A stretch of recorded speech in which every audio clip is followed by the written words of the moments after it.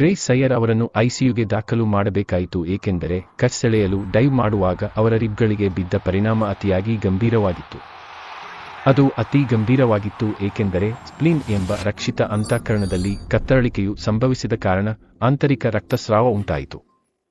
ರಕ್ತದೊತ್ತಡ ಮತ್ತು ಹೃದಯದ ದರಗಳು ಬಹಳ ಹೆಚ್ಚಾಗಿದ್ದು ಪ್ರೊಫೆಸರ್ ಅವರು 3D ಅನಿಮೇಷನ್ ಮೂಲಕ ರಿಬ್ಕೇಜಿನ ರಕ್ಷಣೆಗಾಗಿ ವಿವರಿಸಿದರು.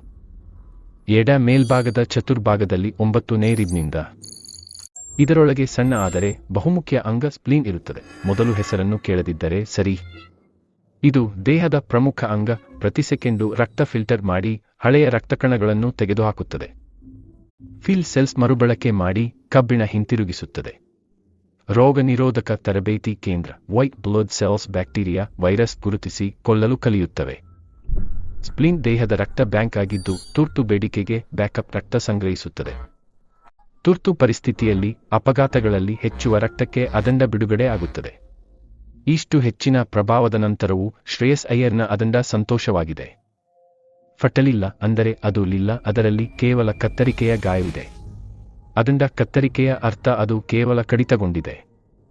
ಆಂತರಿಕ ರಕ್ತಸ್ರಾವ ಈಗ ಆಸ್ಟ್ರೇಲಿಯಾದ ಐಕೆಯಲ್ಲಿ ನಿಯಂತ್ರಿತವಾಗಿದೆ. ಉತ್ತಮ ಸುದ್ದಿ, ಶ್ರೇಯಸ್ ಅಯ್ಯರ್ ಸ್ಥಿರವಾಗಿದ್ದು ಚೆನ್ನಾಗಿ ಚೇತರಾಗಿದೆ.